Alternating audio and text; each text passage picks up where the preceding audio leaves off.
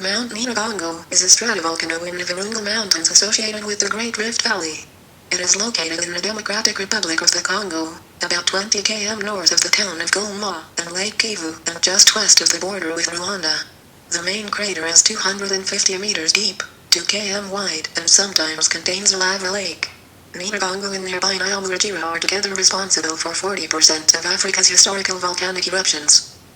Volcanism at Nyiragongo is caused by the rifting of the Earth's crust, where two parts of the African plate are breaking apart. The hotspot is probably also partly responsible for the great activity at Nyiragongo.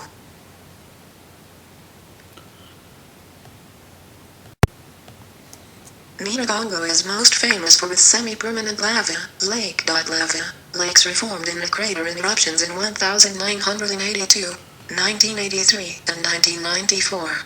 The major eruption we are looking at began on January 17, 2002, after several months of increased seismic and fumarolic activity.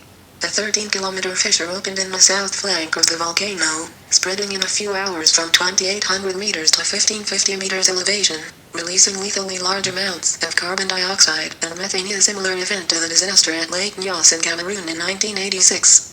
About 45 people died in the eruption from asphyxiation by carbon dioxide, and buildings collapsing due to the lava and earthquakes. At least 15% of Goma, comprising 4,500 buildings, were destroyed, leaving about 120,000 people homeless. The eruption was the most destructive effusive eruption in modern history. Immediately after the eruption stopped, a large number of earthquakes were felt around Goma and Gisenyi.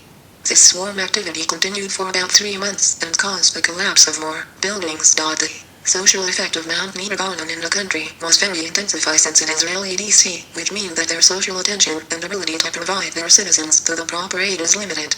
The thousands of buildings destroyed were the problem for the community, since 21% of those hold some kind of business activity. Also, this destruction left 120,000 people homeless, forcing the government to place for refugees, but their installations were not able to cover this vast volume. The government reputation was also affected internationally, since the lack of proper preparation was notable in the months that came after the event. The relative weak economy became even weaker when an additional 5% of the population became unemployed from one day to another. This was the effect of the eruption, destroying several manufacturers that were the main source of wealth in the industrialized area. The healthy income that was coming from tourism suddenly had decreased due to the international media spreading the idea of that country being frequently under siege between earthquakes and eruptions. The response from the government to the event was limited to some extent, mainly due to its lack of financial resources.